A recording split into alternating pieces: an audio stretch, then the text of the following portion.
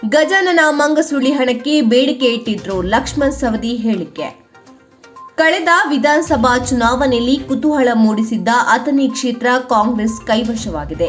ಆದರೆ ಅಥಣಿಯಿಂದ BJP ticket ಕೈ ತಪ್ಪಿದ ಬೆನ್ನಲ್ಲೇ ಕಾಂಗ್ರೆಸ್ಗೆ ಜಂಪ್ ಮಾಡಿದ ಈಗಿನ ಹಾಲಿ ಶಾಸಕ ಲಕ್ಷ್ಮಣ್ ಸವದಿ ವಿರುದ್ಧ ಕಾಂಗ್ರೆಸ್ ಮುಖಂಡ ಗಜಾನನ ಮಂಗಸುಳಿ ಮೋಸದ ಆರೋಪ ಮಾಡಿದ್ದಾರೆ. ಇದೇ ವಿಚಾರವಾಗಿ ಸವದಿ ಮಾತನಾಡಿದ್ದು, ಗಜಾನನ ಮಂಗಸುಳಿ ವಿರುದ್ಧ ಮತ್ತೊಂದು ಗಂಭೀರ ಆರೋಪ ಮಾಡಿದ್ದಾರೆ.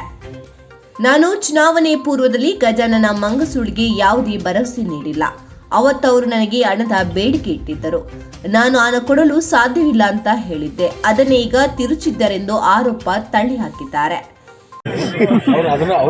ಕೇಂದ್ರ ಅಮಿತ್ ಶಾ ಅವರಿಂದ ಕೇಂದ್ರದಿಂದ ಅಮಿತ್ ಶಾ ಅವರ ಕಡೆಯಿಂದ ಇದಕ್ಕೆ ಶೂನ್ಯ ಬಡ್ಡಿ ದರದಲ್ಲಿ ಸಾಲವನ್ನು ತರ್ತೀನಿ. ನಾನು ಕೂಡ ಹೇಳಿದ್ದೆ, ಒಂದು ವೇಳೆ ನಮ್ಮ ಚುನಾವಣಾ ಆಡಳಿತ ಮಂಡಳಿ ಜಾರಿಗಿದ್ದಾಗೂ ಕೂಡ ಅವರೇನಾದರೆ ಕೇಂದ್ರದಿಂದ ಶೂನ್ಯ ಬಡ್ಡಿ ದರದಲ್ಲಿ ನಮ್ಮ ಕಾರ್ಖಾನೆಗೆ ಸಾಲ ತಂದಿದ್ದರೆ ಇವನ್ನೆಲ್ಲರನ್ನೂ ರಾಜೀನಾಮೆಯನ್ನು ಕೊಡಿಸಿ ಅವ್ರನ್ನೇ ಅಧ್ಯಕ್ಷ ಮಾಡ್ತೀನಿ ಅಂತ ಹೇಳಿದರೆ ಅದಕ್ಕೆ ಇವರು ಬದ್ಧ. ಈಗ ಮೂಲ ಕಾಂಗ್ರೆಸ್ಸಿಗರನ್ನು ಎಲ್ಲ ಒಂದಾಗಿದ್ದಾರೆ ಸರ್. ಸ್ವಾಭಿಮಾನಿ ರೈತ ಸ್ವಾಭಿಮಾನಿ ಅದರಿಂದ ಏನು ಎಫೆಕ್ಟ್ ಆಗುತ್ತೆ? ಮೂಲು ಹೊಸದು ಹಳೇದು ಹೊಸದು ಅಂತಕ್ಕಂಥದ್ದಿಲ್ಲ, ಎಲ್ಲರೂ ನಮ್ಮ ಜೊತೆಗೇ ಇದ್ದಾರೆ.